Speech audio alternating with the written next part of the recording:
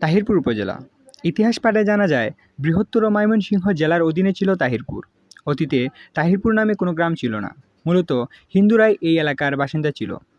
জনশ্রুতি আছে, স্থানীয় পর্যায়ে বিচারের জৈনিক তাহির আলী নামক একজন মুসলমান ব্যক্তির দোষী সাব্যস্ত হন এবং নিজ এলাকা ত্যাগ করে বর্তমান তাহিরপুর এলাকায় বসতি স্থাপন করেন।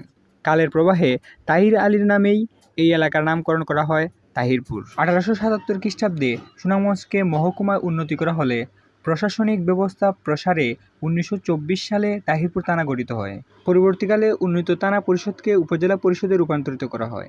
এ সময়ে বাংলাদেশের প্রায় সমস্ত উপজেলাকে পূর্ণাঙ্গ প্রশাসনিক কেন্দ্রে রূপ দেওয়া হয়।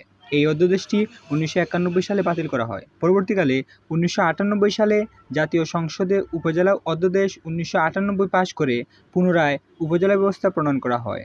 কার্যালয় আদেশের মাধ্যমে 1 ফেব্রুয়ারি 1998 থেকে এই অধ্যাদেশ কার্যকরী হয়। সেই থেকে তাহিরপুর থানা তাহিরপুর উপজেলা পরিষদ হিসেবে রূপান্তরিত হয়। এই উপজেলার আয়তন 337.70 বর্গমিটার। জনসংখ্যা 1,55,198 জন। গ্রাম 249টি, ইউনিয়ন 7টি, মৌজা 137টি। 31 শয্যা বিশিষ্ট একটি সরকারি হাসপাতাল, ব্রাঞ্চ কেন্দ্র ক্লিনিক 4টি, পোস্ট অফিস 1টি, ব্রাঞ্চ পোস্ট অফিস 4টি, নদ নদী 5টি।